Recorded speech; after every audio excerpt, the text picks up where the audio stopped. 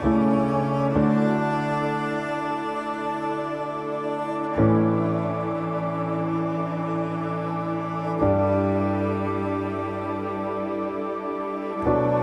call me out upon the waters.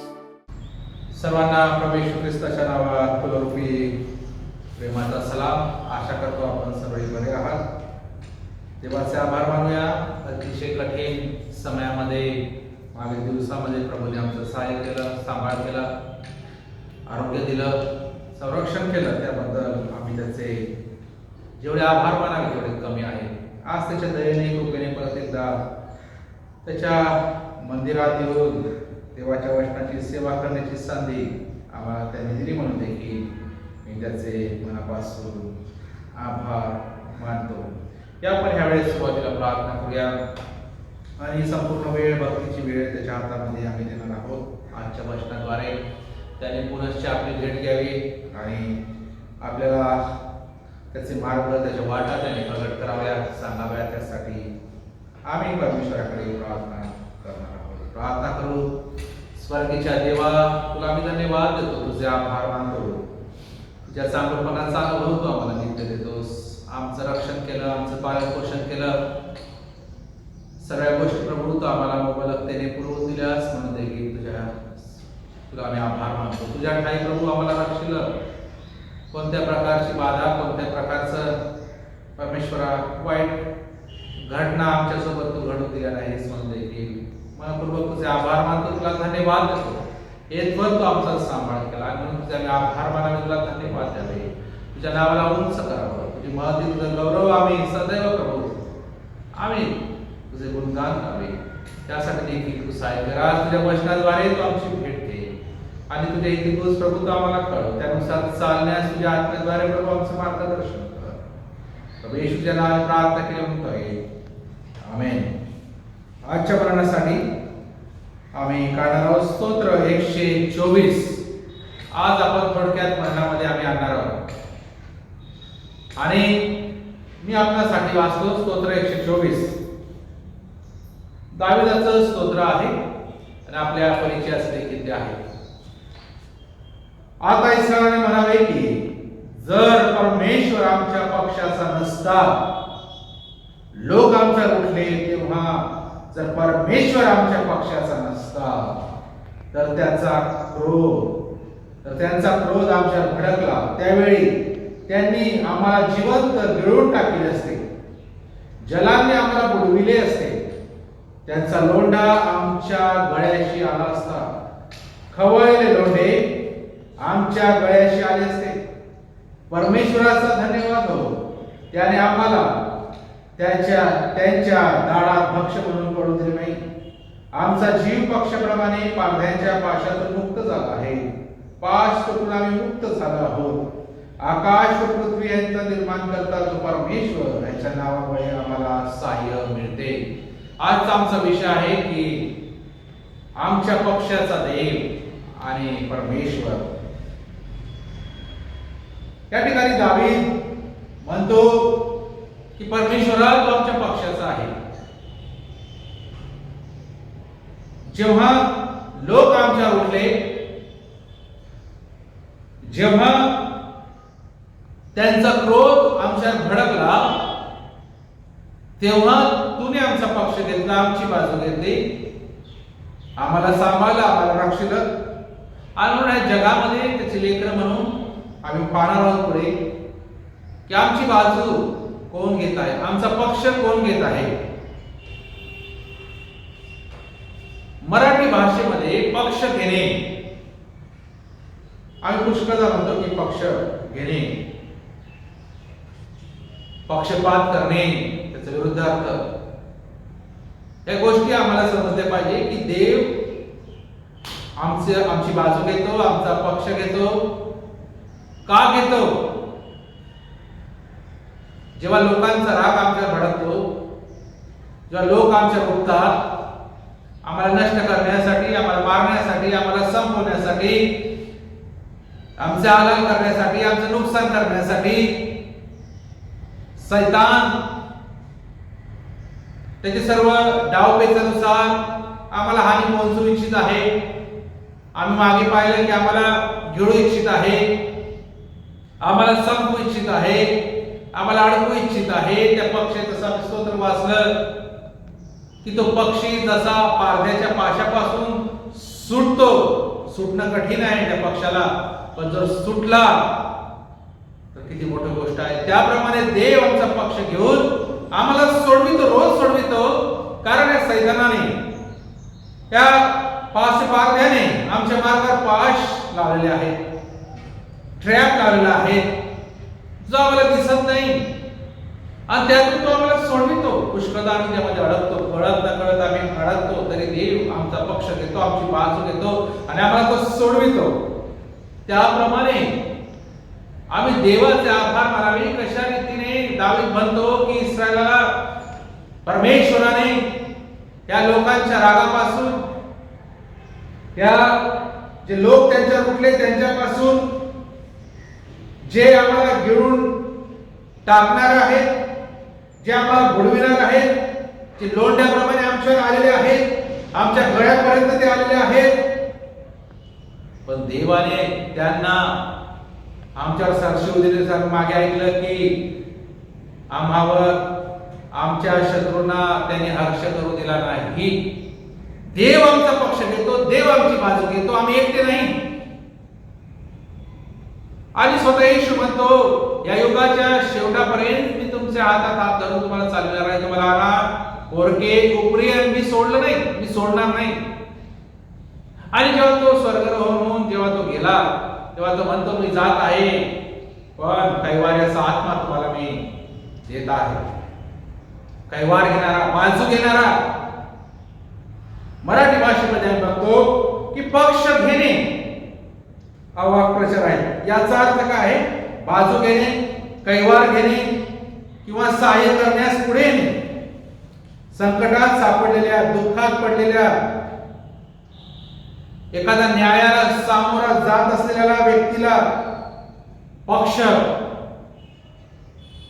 घेण्यासाठी एका व्यक्तीची गरज असते. जसे एखाद्यावर खटला चालू आहे, न्यायालयामध्ये त्याचा पक्ष तो वकील घेत असतो, त्याची बाजू तो मांडत असतो. त्याला सोडवण्यासाठी, त्या होणाऱ्या शिक्षेपासून त्याचा बचाव करण्यासाठी तो वकील त्याची बाजू घेत असतो. त्याप्रमाणे परमेश्वराने, देवाने, येशूने आमची बाजू घेतली, आम्हाला सोडविलं. 124 स्तोत्रामध्ये दावीद स्वतः म्हणतो की शत्रूंच्या तावडीतून सुटल्याबद्दल तो करस्तुती करत आहे. आणि पुढे सगळ्या गोष्टी लिहित आहे की कशा रीतीने जर परमेश्वराने आमचा पक्ष घेतला नसता, आमची बाजू घेतली नसती, तर ह्या लोकांचा क्रोध आमच्यावर भडकला असता, ह्या लोकांनी आम्हाला गिळून टाकलं असतं, ह्या लोकांनी आम्हाला बुडवून टाकलं असतं, हे लोंढे आमच्या गळ्यापर्यंत आले असते, हे खवळलेले लोंढे आमच्या गळ्यापर्यंत येऊन आम्हाला बुडवून टाकलं असतं. पण परमेश्वराचा मी धन्यवाद करतो. का करतो? परमेश्वराने आम्हाला त्या शत्रूंच्या दाढात आम्हाला सापडू दिलं नाही, त्यांचं भक्षण आम्हाला करू दिलं नाही. आणि एखादा पक्षाचा जीव पारध्याच्या पाशापासून जसा मुक्त होतो, पाश तोडून तो जसा तो मुक्त होतो, त्याप्रमाणे देवाने, परमेश्वराने आमचं सहाय्य केलं आहे असं दावीद म्हणतो. आपण वाचूया विलाप गीत याचा 3रा अध्याय. विलाप गीत त्याचा 3रा अध्याय आणि त्याची 58 पासून 66 वचनापर्यंत आपण बघतो. विलाप गीत 58 पासून. हे प्रभू, तू माझ्या जीवाच्या पक्षाने लढलास, तू माझ्या जीवास उद्धारिले. हे परमेश्वरा, माझा अन्याय झाला तो तू पाहिला आहे, तू माझा न्याय कर.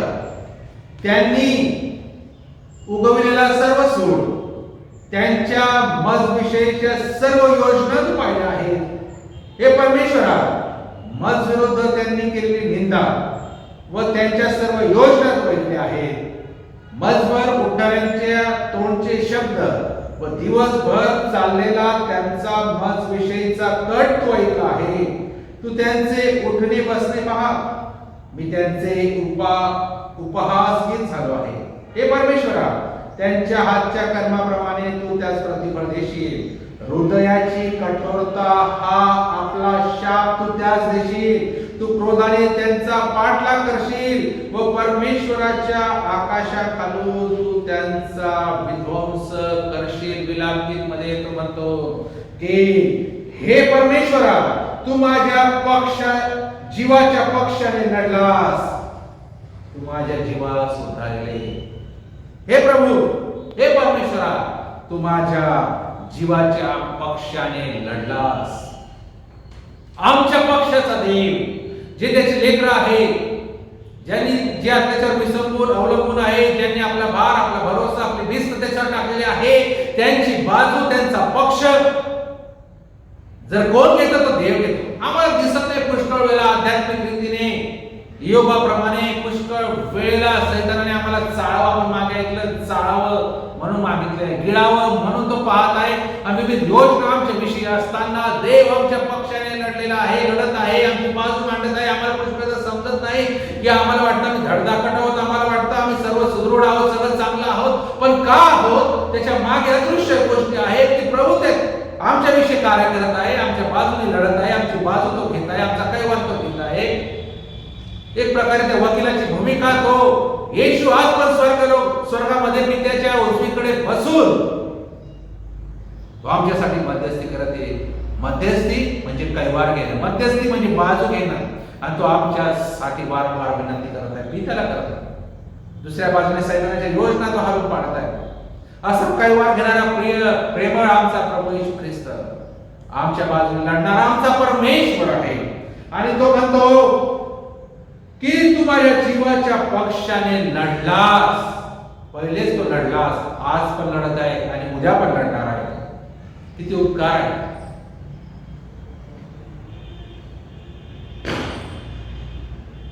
तो म्हणतो माझ्यावर अन्याय झालेला तू पाहिला, तू माझा न्याय कर. त्यांनी उभवलेला सर्व सूड, मजविषयी असलेल्या सर्व योजना तू पाहिल्या आहेत. हे परमेश्वरा, मजविरुद्ध केलेली त्यांनी निंदा, त्यांच्या सर्व योजना तू ऐकल्या आहेत. मजवर उठाऱ्यांच्या तोडचे शब्द, दिवसभर चाललेला त्यांचा मजविषयीचा कट तू ऐकला आहेस. तू त्यांचे उठणे बसणे तू पाहिलेले आहेस. मी त्यांचा उपहास गीत झालेला आहे, म्हणजे वारंवार माझी थट्टा, चेष्टा, कुचेष्टा, मस्करी, निंदा हे तू पाहिलेले आहे.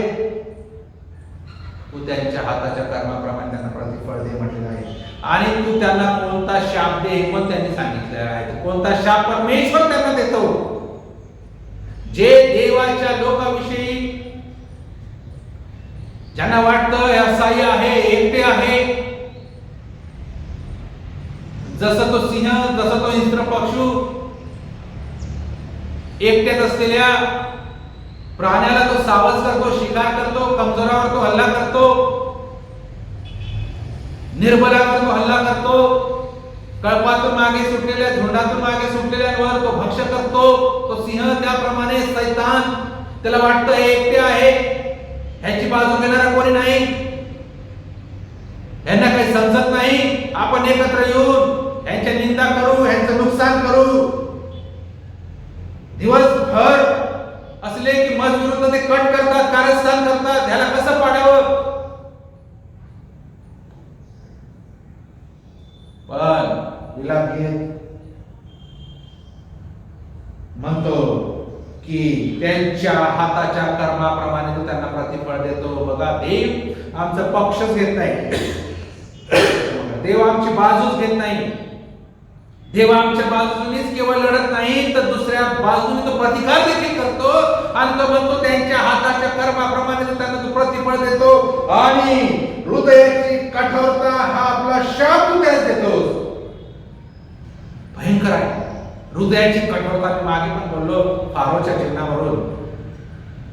जो गर्विष्ठ आहे, अहंकारी आहे, जे निंदाप्रिय आहेत, जे कट कारस्थान प्रिय आहेत, ते गर्विष्ठ लोक आहे, अहंकारी लोक आहे. देव त्यांना हृदयाची कठोरता शाप देतो.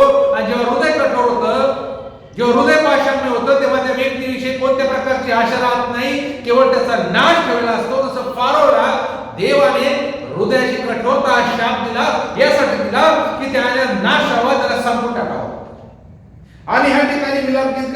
म्हणतो की हृदयाची कठोरता हा आपला शाप तू त्याच देशील, हा शाप आहे.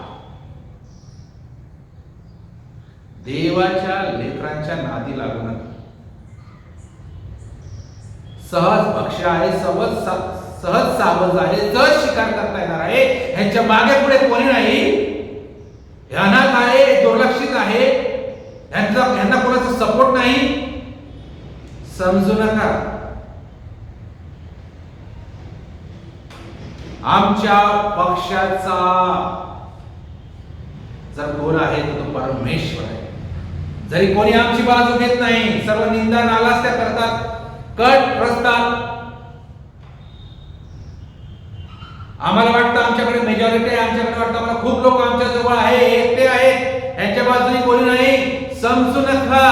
आमच्या पक्षाचा देव आहे, परमेश्वर आहे, आणि तो प्रत्येक गोष्ट, प्रत्येक कट, प्रत्येक कारस्थान, प्रत्येक निंदा, प्रत्येक बसणं उठणं जे आपण करतात, इतरांविषयी पाश मांडतात, सैतानी कृत्य आपण करतात, मग तो कोणी असो, हृदयाची कठोरता हा शाप परमेश्वर देईल, आपल्या हातचे काम नष्ट करील. आणि एवढंच नाही तर तो म्हणतो क्रोधाने त्यांचा पाठलाग करेल आणि आकाशाखालून तो त्यांचा विध्वंस करशील.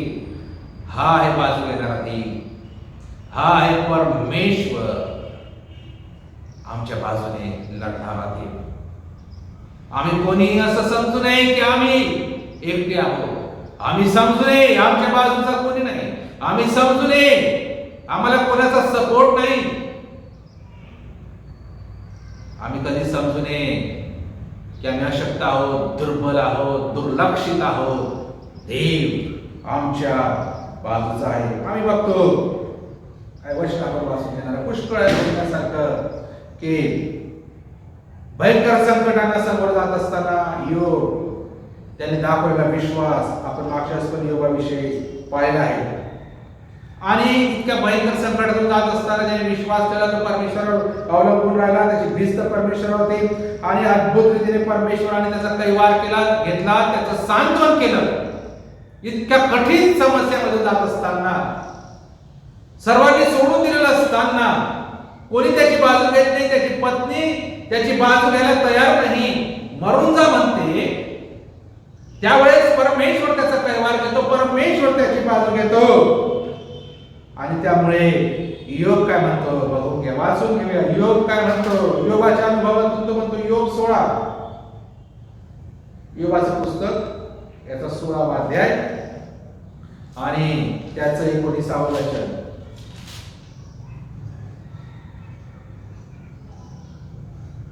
त्या क्षणी माझा साक्षी स्वर्गात आहे, क्षमा करा, या क्षणी माझा साक्षी स्वर्गात आहे, माझा कैवारी ऊर्ध्वलोकी आहे. माझा कैवारी ऊर्ध्वलोकी आहे, माझा कैवारी स्वर्गात आहे, माझा बाजू घेणारा स्वर्गात आहे, माझा पक्ष घेणारा स्वर्गीय आहे, पिता आहे. योग म्हणतो काय गरज नाही कोणी बाजू घेऊ न घेऊ, काय गरज नाही कोणी मध्यस्थी करू न करू, कोणी कैवार घेऊ न घेऊ, माझा कैवारी स्वर्गात आहे, माझा सहाय्यकर्ता स्वर्गीय आहे, तो पिता आहे, तो माझं रक्षण करणारा आहे, मध्यस्थी करणारा आहे, माझी बाजू घेणारा आहे.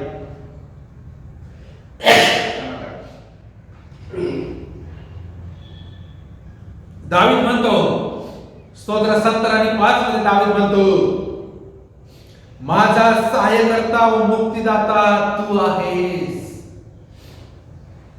कोणाकडून सहाय्याची अपेक्षा करू नये, मनुष्याकडून तर करूच नाही. मनुष्य कधी धोका देईल सांगता येत नाही, आणि कधी सहाय्य केली, मदत केली तर 100दा ऐकून दाखवेल, हे पण मनुष्याचा स्वभाव आहे. आणि म्हणून मनुष्यावर भरोसा करण्यापेक्षा देवावर. दावीद म्हणतो, माझा सहाय्यकर्ता, मला सोडविणारा, माझा मुक्तिदाता तू आहेस. स्तोत्र 10 आणि 14 मध्ये लिहिलं आहे, वाचूया. स्तोत्र 10 आणि 14 लिहिलं आहे,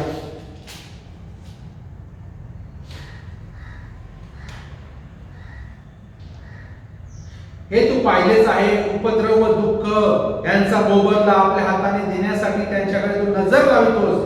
लाचार तुझ्यावर हवाला टाकतो. पोरक्यांचा सहाय्य करता तू आहेस. लाचार तुझ्यावर हवाला टाकतो आणि पोरक्यांचा सहाय्य करता तू आहेस. स्तोत्र करता म्हणतो आमचा सहाय्य करता. जे पोरके आहेत, अनाथ आहेत, उपरी आहेत, ज्यांचं कोणी नाही, त्यांचा देव आहे. त्यांचं सहाय्य करणारा स्वतः देव आहे. त्यांची बाजू घेणारा देव आहे. आणि बघतो देवाने इस्रायलला इतकी प्रीती केली, इतकं प्रेम केलं.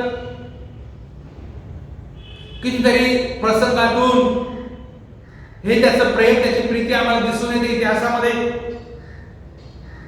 मिस्र देशातून बाहेर काढल्यानंतर तो तांबडा समुद्र पार पाडत असताना, फारोचं सैन्य त्यांचा पाठलाग करत असताना, समोर पाठ समुद्र आहे, मागे फारोचं सैन्य आहे. असं असताना इस्रायल लोक घाबरले आणि ते म्हणाले अशा वेळेस त्यांना, आता समोर समुद्र आहे, मागे पण मरण येत आहे. असं दिसत असताना त्यांना कबरा आठवू लागल्या. त्यांचा विश्वास डगमगला. बघा असं होतं. पुढे आशाने त्यांनी कधीच ऐकलं नाही, कधी पाहिलं नाही की या समुद्राचे दोन भाग होणार आहे, आपल्याला रस्ता निर्माण होणार आहे. कोणाच्याच लक्षात कोणी कधीच इमॅजिन करू शकलं नसतं. म्हणजे पुढे तर जाऊ शकत नाही, डेड एंड आहे. आणि मागे पाहिलं तर फारोचं सैन्य येत आहे, वाट पाहत आहे की आता जितक्या लवकर तेवढा वेळ राहिला आहे सैन्यांना त्यांच्यापर्यंत येऊन पोहोचायचा, तेवढाच वेळ त्यांच्याकडे आहे. एकदा ते काय आले जवळ की आपला मृत्यू निश्चित आहे, अशा वेळेस त्यांना काय आठवू लागलं? अशा वेळेस इस्रायल लोकांना कबरा आठवू लागला. ते मोशेकडे येऊन त्याला भांडू लागले. आणि अशा वेळेस मोशेने उत्तर दिलं. बघा कठीण प्रसंग होता. मोशेने उत्तर दिलं निर्गम 14 आणि 14 मध्ये, परमेश्वर तुम्हासाठी लढेल, तुम्ही उभे राहा, तुम्हाला काहीही करायची गरज नाही, तुम्ही फक्त शांत राहा, परमेश्वर तुमच्यासाठी लढेल. मोशेने उत्तर दिलं. मोशेला एकदाच कल्पना नसेल की हा समुद्र दुभागला जाईल आणि त्यातून पार होईल. त्याला कल्पना नसेल देव काय करणार आहे. पण तो म्हणतो परमेश्वर तुमच्यासाठी लढेल. तुम्हाला जर त्याने बाहेर काढलेलं आहे, तुम्हाला जर मुक्त केलेलं आहे, तुम्हाला जर सोडलेलं आहे, दास्यातून या गुलामगिरीतून, तर परमेश्वर पुढे देखील तुम्हाला सोडणार आहे, चालणार आहे. आमच्या पक्षाचा देव आहे, आमचा सहाय्य करता देव आहे, आमचा मध्यस्थ देव आहे, आमची बाजू घेणारा आमचा देव आहे.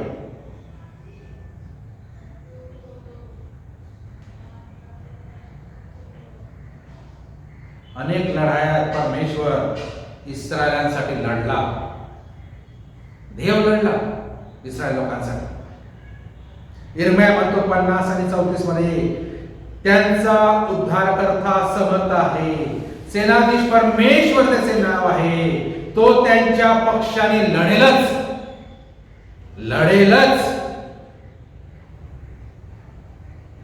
तो आमचा उद्धारकर्ता आहे, आमचा सामर्थ्य आहे. त्याचं नाव सेनाधीश परमेश्वर आहे. म्हणजे ज्याच्याकडे सैन्य आहे असा देव आहे आणि तो त्यांच्या बाजूने लढेलच. तो आमच्या बाजूने लढेलच, आमच्या पक्षाने लढेलच. आम्हाला कसली भीती आहे? कोणाचं भय?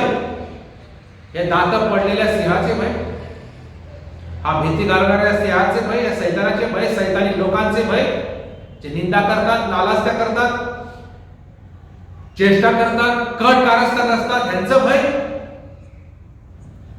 लक्षात ठेवूया, आमच्या पक्षाचा देव आहे.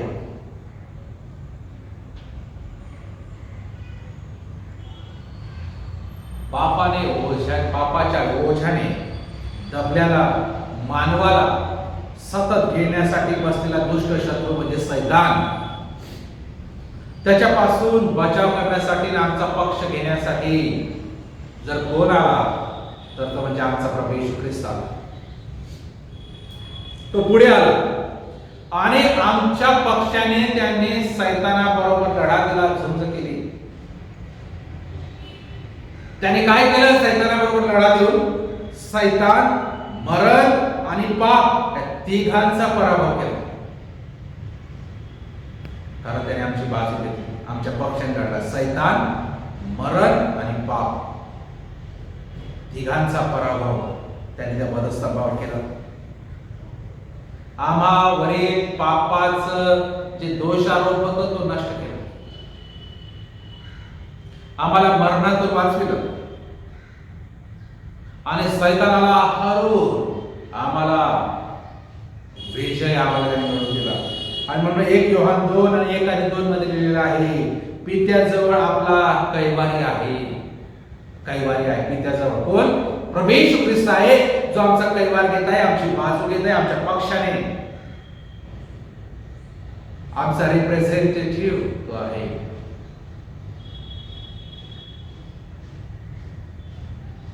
आणि म्हणून स्तोत्र करता म्हणतो दावीद 124 मध्ये ज्याने स्तोत्र वाचलं, सर्व समर्थच जर आमच्या पक्षाचा नसता तर शत्रूने आम्हाला गिळून टाकले असते. हे लोंढे आमच्यावरून आम्हाला बुडवून आम्हाला मारून निघून गेले असते शत्रूंचे. पण परमेश्वर आमच्या बाजूने लढत आहे. परमेश्वर आमचा पक्ष घेत आहे. परमेश्वर आमचा कैवार घेत आहे. आमच्या पक्षाचा कोण असेल तर आमच्या पक्षाचा देव आहे, आमची बाजू घेणारा देव आहे. स्तोत्र 118 शेवटलं वचन 6 आणि 7 मध्ये आम्ही स्तोत्र केलेलं आहे, परमेश्वर माझ्या पक्षाचा आहे, मी भिणार नाही. मनुष्य माझे काय करणार? काय करायला हाडा मांसाचा मनुष्य आज आहे, थोड्या वेळाने सापडेल की नाही त्यालाच माहिती. काय करल काय?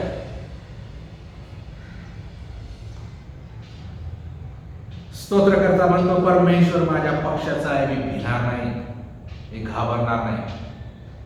हे कोणी माझी बाजू घेऊ अगर ना घेऊ, माझा कैवार कोणी घेऊ अगर ना घेऊ, काय फरक पडत नाही. परमेश्वर माझ्या पक्षाचा आहे. परमेश्वर माझ्या बाजूचा आहे. मनुष्याला मी भिणार नाही. तो माझ्या जीवाच्या पक्षाने लढतो याची खात्री मला आहे. त्या पारद्याच्या पाशातून जसं त्या पक्षाचा जीव मुक्त होतो त्याप्रमाणे परमेश्वर मला या सर्व पाशातून मुक्त करेल, सोडवेल याची खात्री मला आहे. म्हणून या त्याचे लेकरू, त्याचे अनुयायी, त्याचे विश्वासणारे या नात्याने आम्हाला एक खात्री परत एकदा देव आज देऊ इच्छित आहे, याची जाणीव करून देऊ इच्छित आहे. कोणी आमच्या बाजूचा असो अगर नसो, आमच्या पक्षाचा देव आहे. त्या शत्रूवर, त्या सैतानावर, त्याचे सर्व हल्ले, त्याच्या सर्व प्लॅनिंग्स, त्याच्या सर्व योजना, कितीही त्याने काय केलं पण आमच्या पक्षाचा देव आहे, आम्हाला तो सोडविणारा, सोडविलच. देव आहे म्हणतो तो सोडविलच. त्याप्रमाणे या पर्याय गोष्टीची जाणीव बाळगूया. त्याचे आभार मानूया परमेश्वरा. प्रभू येशू ख्रिस्ता, कळत न कळत आम्हाला समजत देखील नाही एवढे युद्ध तू आमच्यासाठी रोज लढत आहे. रोज त्या ट्रॅप्स मधून, या सैतानाच्या पाशातून आम्हाला तू मुक्त करत आहे, आम्हाला सावध करत आहे. आणि आम्ही पुष्कळ त्या मूर्ख पक्षासारखं त्या ठिकाणून आम्ही जातो, तिथे अडकतो, तरी तिथून तो आम्हाला सोडवितो, आम्हाला वाचवितो. आणि आम्ही जिवंत आहोत अजून, याच्यापेक्षा काय मोठं प्रूफ पाहिजे? पुष्कळ लोक काल परवा दिसत होते, दिसत नाही आज. चांगले धडधाकट दिसत नाही, कुठे गेले काय माहिती नाही. आम्ही आहोत अजून ना, ह्याच्यासाठी आहोत त्या गोष्टी आम्ही समजून घ्याव्यात आणि त्याबद्दल परमेश्वराला धन्यवाद द्यावे की तू आमच्या पक्षाचा आहे. तू आमच्या पक्षाचा नसता त्या लोंढ्यांनी आम्हाला केव्हाच गिळून टाकलं असतं. यांच्या क्रोधामध्ये आम्ही केव्हाच संपून गेलो असतो. कारण यांचं एकच काम आहे, दिवसभर कट आणि कारस्थान माझ्या विरुद्ध करणं, दुसरा जॉब नाही. यांचे दात बी पडून गेले आहे तरी पण हे गर्जण्याचे सोडत नाही. आणि हृदयाची कठोरता हा शाप त्यांच्यावर आहे, म्हणजे त्यांचा नाश ठरलेला असा आहे. असं असताना देखील ते काय सोडणार, ते सोडणारच नाही. फक्त आम्हाला आता हे जाणून घ्यायचं आहे, कन्फर्म करून घ्यायचं, हे स्वतःला त्याची आठवण करून घ्यायची आहे की कोणी असो अगर नसो माझ्या पक्षाचा देव आहे. आणि परमेश्वराला धन्यवाद देऊया, प्रभू तू आमच्या पक्षाने लढतोस, आमची बाजू घेतोस, आमचा काही वाद घेतोस, म्हणून तुझा आभार मानतो. या प्रभूला धन्यवाद देऊया आणि प्रार्थना करू. स्वर्गीच्या पित्या तुला परत एकदा धन्यवाद. तू आमचा कैवार घेतोस, तू आमची बाजू घेतोस, तू आमच्या पक्षाने लढतोस. खरोखर आम्ही तुझा आभार मानतो. दुष्टांच्या सर्व योजना, कट, कारस्थान, निंदा तू हालून पाडतोस. कारण प्रभू तू आमच्यावर प्रेम करतोस, आमच्या प्रेम करतोस. ज्यामुळे प्रभू का आभार मानतो, तुला धन्यवाद. स्तोत्रकर्ता म्हणतो त्याप्रमाणे आम्ही तुझे आभार मानतो. आम्ही तुला नित्य धन्यवाद देतो. आम्ही भस्म झालो, आम्ही नष्ट झालो नाही. तुझी करुणा आहे, तुझी कृपा आहे, प्रभू तुझी दया आहे. याची आठवण ठेवून निदान आता तरी प्रभू आम्ही तुझ्याकडे धाव घ्यावे, तुझे आभार मानावे. या भूतलावर आम्ही अजून आहोत, हे का आहोत त्याची जाणीव आम्ही आता करून घ्यावी. आमचा पक्ष घेणारा तू आहेस, आमची बाजू घेणारा तू आहेस, आमचा काही वाद घेणारा तू आहेस, आमचा मध्यस्थ तू आहेस. म्हणून तुला धन्यवाद.